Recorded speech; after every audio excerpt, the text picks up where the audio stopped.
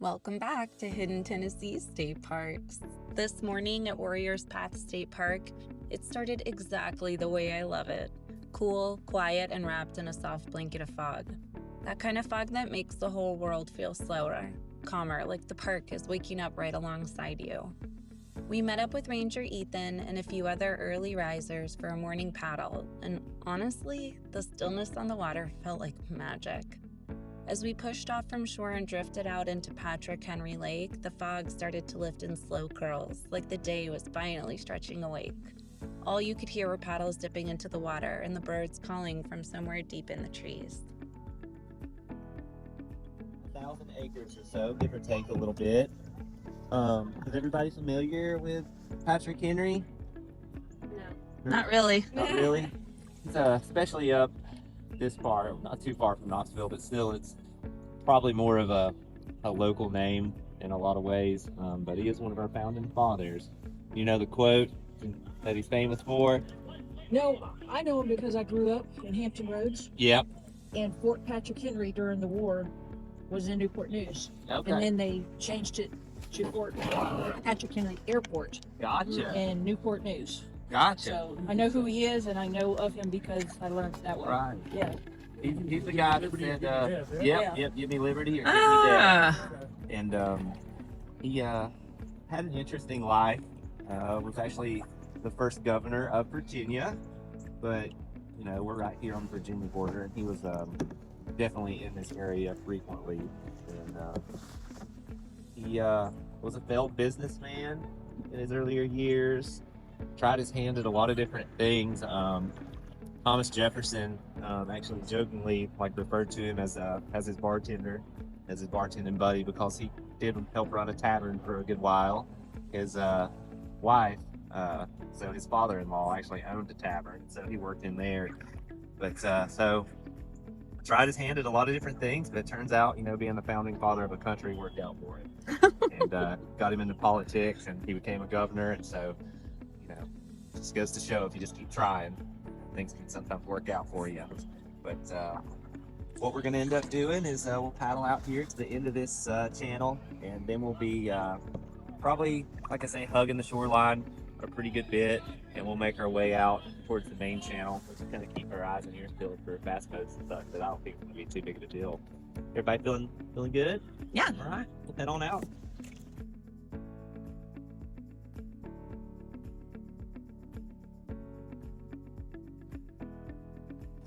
The park got its name. Anybody know why it got its, or how it got its name? Warriors Path.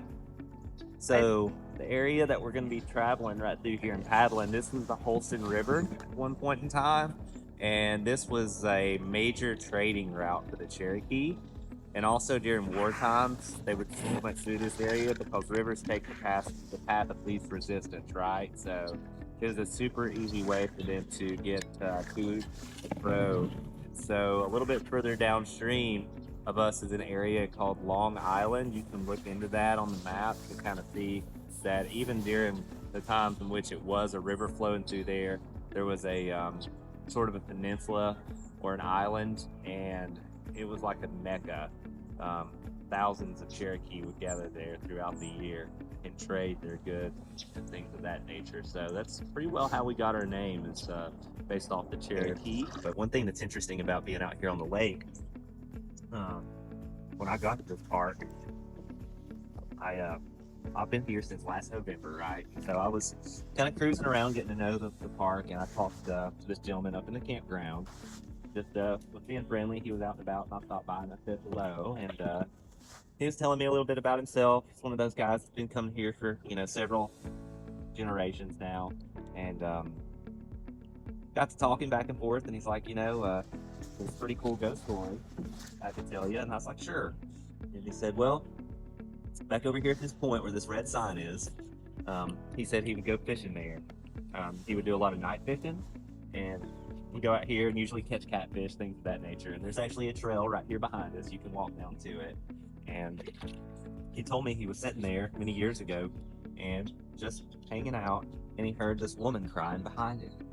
And it startled him because he didn't hear anyone walking up or anything like that. And he turns around and he sees this lady standing there. She's younger, probably in her early to mid 20s, he says. Fairly attractive, but it struck him as odd because she wasn't dressed to the times. You know, she just had on these old, you know, kind of tattered clothes. Her shoes also were pretty rugged looking, and it just struck him as odd in general. So he's just crying, and he's like, "What's wrong?" She says, "I can't find my way home."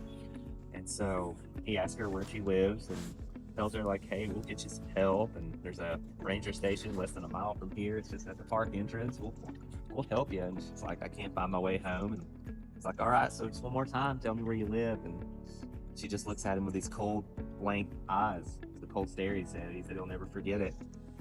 And didn't say anything.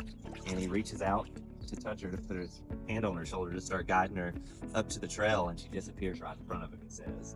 And so at that point in time, he said he left all his fishing gear and just ran back to his camp spot and came back in the daylight. And he said he'd never night fish out here again. And I didn't really, you know, that's a good story. I kind of humored him a little bit, but didn't necessarily believe him. But a few months later, Until I was driving around, and there was this other gentleman out and about, and I saw that he had a Georgia license plate, you know, and so I actually grew up in Georgia. So I'm just like, "Where are you from?" Talking to him, and things went on, and he's like, "You want to hear a story that's pretty crazy that happened to me when I was younger out here?" I said, "Sure." He's like, "You probably won't believe me, but I think that beach down there on that trail is haunted." And I was like, "Oh yeah?" He's like, "Yeah, I was about 19 years old, and my family had been coming up here, you know, for a long, long time. And he said, ever since I was a little kid, we've been going to Warriors Path. And my now wife," he says, was my girlfriend at the time, and this was like the first like family trip that he came on. And so my family, he said, would go on a hike every year, you know, and so we were just doing the lakeshore trail here. And he said that, you know how kids are, you know, young couples, they don't necessarily want to be tied to the parents, or, you know, he had a little sister too, so they kind of got off a little ways ahead, said 100 yards or so, and they were walking around this corner here, and they see this woman standing in the middle of the trail, and she's just crying, and she's frantic, and they ask her, you know, "What's wrong?" you know, and she looks at them and says, "I can't find my way home." And so they're like, "Okay, well, where's your home?" And she said, "I live on the river, and I can't find my house." So just a little backstory here. Before this lake was flooded, it turned into what it is now. There were 22 families that lived along the river here, and they were displaced when the TVA came in. But anyway, so he assumed something was wrong at this point in time. Maybe she had a medical condition, she wasn't very sure. And so he's like, "Well, come on, let's get you over here. We'll call 911, or, you know, we'll get you over here to the ranger station." And said, she looks at him and she just takes off running and runs through this thicket over here, and they lose sight of her, and so they chase after her. And before too long, his parents and his little sister catch up, and at this point they just see them kind of knee deep out here in the water yelling for this person, and they're like, "What are y'all doing?" And so the guy says that he tells his parents, like, "We're trying to help that lady that we were just talking to." And his parents look at him kind of strange, like, "What are you talking about?" And he's like, "That woman that we were just talking to, you've seen her. Like, something's wrong with her. She just ran off here and she's gone. Like, we think she might have jumped in the water." And they're like, "We didn't see any lady." And so they said that they saw her, him and his girlfriend talking what looked like with somebody, but they never saw the woman at all. And so to this day, the guy said that they were pretty sure the parents thought that they made it up, their little sister. They claimed that it was really to be to them. And so I don't think those two people knew each other. Maybe one night here in the campground they can, you know, collaborated together, but, you know, one was from up north and one was from Georgia, and it was pretty weird to hear that story back to back like that. This park's gone through a lot of different phases over the years, I guess you could say. And I don't know, I guess it could be tied to some of that stuff. A lot of folks think it is. Just there was a lot of trauma in this area and a lot of turmoil that took place. You know, the first folks that inhabited this area, we've already kind of talked about, were the Cherokee. But the first European contact were the long hunters that came out. You guys know why they were called long hunters? No. Any ideas? They would go off on these like 6 month to sometimes even like longer, even up to 2 year like expeditions off into the wilderness because the coastal areas were pretty inhabited. You know, the colonies were getting formed, but you know, it's human nature to explore. That's what we do, right? So these hunters would go off, and where we sit today at one point in time was known as the Western Frontier. It was a very, very different world. The trees you see around us right now are no more than 80 years old or so. There was these massive old growth forests here, like 300, 400, 500-year-old trees. There were these vast prairies as well that people don't really take into account about this region. There were massive herds of elk and buffalo, so they would have required like, you know, big open areas. So these massive prairies were also in this location, so vast rolling hills, and it was very fertile. It was a land of milk and honey for them. I mean, the hunting was prime, and so they would come out and they would trap for upwards of a year or so and take all those pelts back to the coastal areas, and they would sell them and ship them back to Europe, and that's how they made a living. But when they would get back, they would tell these stories about how, you know, rich the land was, how fertile the soil was. And so as more and more people poured into the coastal areas, it just naturally pushed people further west. So as these European settlers started to come into this area, there was a lot of pushback with the Cherokee, a lot of conflict.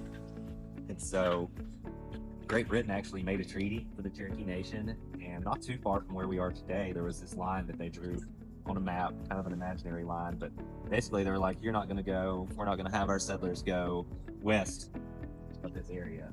Well, at some point we gained our independence, right? So that treaty was broken, and settlers started pouring in from by the hundreds of thousands by way of the Cumberland Gap, North Carolina, all over.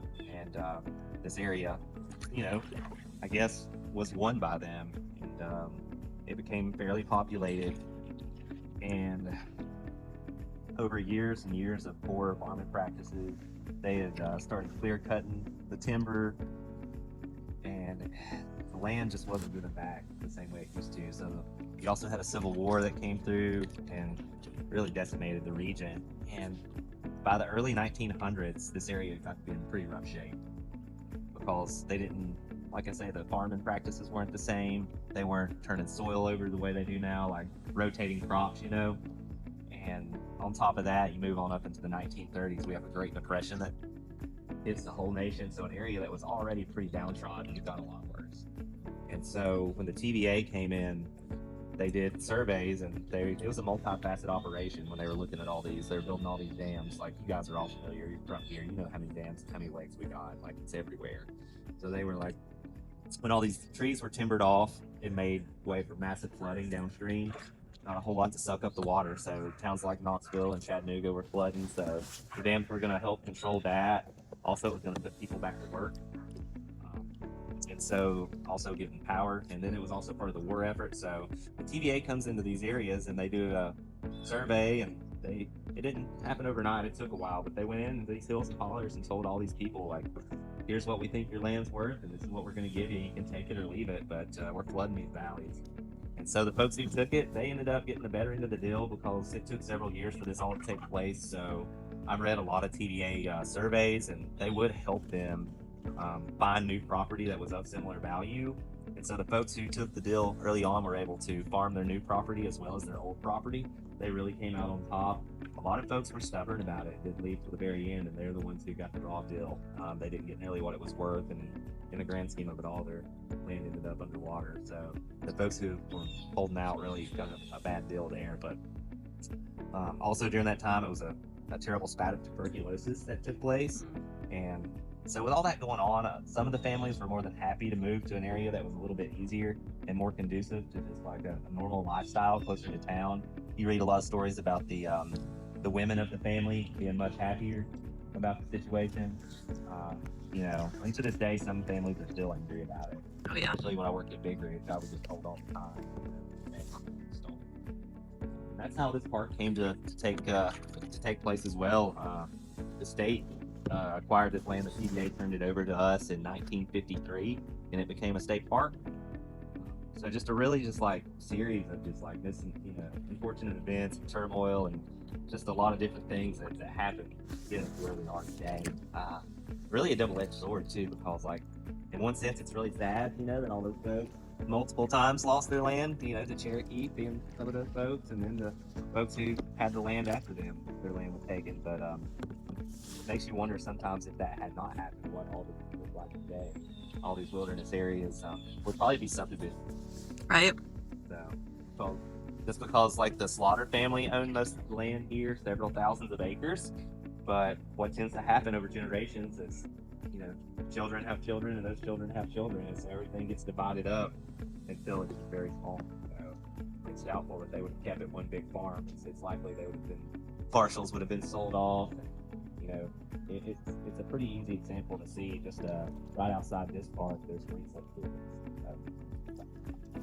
Any thoughts on that? Does anybody have any family that was displaced during that time that you can think of, or anything like that?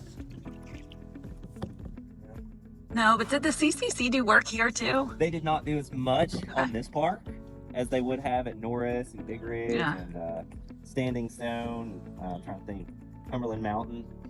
They built some of the roads in this area. Okay. Though, so they didn't really build any of our buildings though, or anything like that. So the CCC is just a really fascinating organization. It's super fascinating. They did it because it was going to be a lost generation. They were worried about it. They were, young men that grew up not having any skills or being taught anything. So it was just a way for them to go back to work too. It was all part of that New Deal. The New Deal, The CCC was all tied together. So. Interesting. Super cool stuff. Yeah. You guys want to go over here to this cliff face and then paddle around into the area that I know that's called Fall Creek? Great. See how close we can actually get up to the creek itself. The real history here is just as fascinating as the scenery. Warrior's Path gets its name from the ancient trail once traveled by the Indigenous people moving north and south through this region. Long before the reservoir existed, this land was part of a well-worn route used for trade, travel, and connection. Today, the park stretches along the edges of Patrick Henry Reservoir, a place where forested shorelines, wide open water, mountain bike trails, and hidden coves all blend together into one incredibly diverse outdoor playground. There's truly no way to see it all in a single visit, which is exactly what makes it so special. As we continue paddling, Ranger Ethan guides us toward a quiet little corner of the lake, a spot you'd really never stumble onto unless somebody pointed it out. Tucked back behind a curve of shoreline and a small creek, spills gently down the rocks and into the lake. It's not dramatic or towering, but that's really what makes it so beautiful. This tiny, tucked away waterfall that feels like the park's own secret. By the time we drifted into the cove, the sun was fully out, reflecting off the water and shimmering ripples. You could hear the soft trickle of the creek, birds calling from the tree line, and the faintest echoes of puddles behind us. It was one of those calm, golden moments that makes you slow down and realize how much beauty is hidden in the corners of these parks. I would say it's probably safe to say at one point in time there would have been a mill on the street. Oh, yeah. There's a What do you couple think? of old home sites right back here behind us. Oh, I don't know if you guys, but there are a couple of home sites back here. yeah?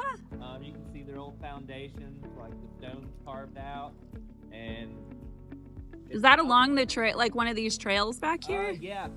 There's actually a trail that goes right back through here. Cool. Just off of it, it's kind of hard to see. You'll probably, if you look, like you'll see signs depending on which trail you get on. There are signs all through this mountain bike trail. Okay, system, cool. And that's just back over here, of old home site. Yeah. But they, I would bet a paycheck on the fact that there probably would have been a mill up here at some point. You would think. Because of the elevation change the creek has, so it would have made that wheel Right. turn a lot easier, and it would have been a gathering place that Yeah. undoubtedly where people would have gone to get their news. They would have had parties there.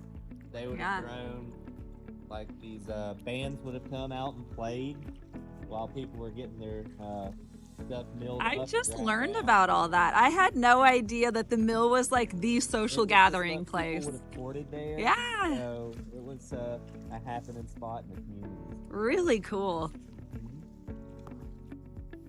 And that wrapped up our morning on the water at Warriors Path State Park. A quiet paddle that turned into such a peaceful start to the day.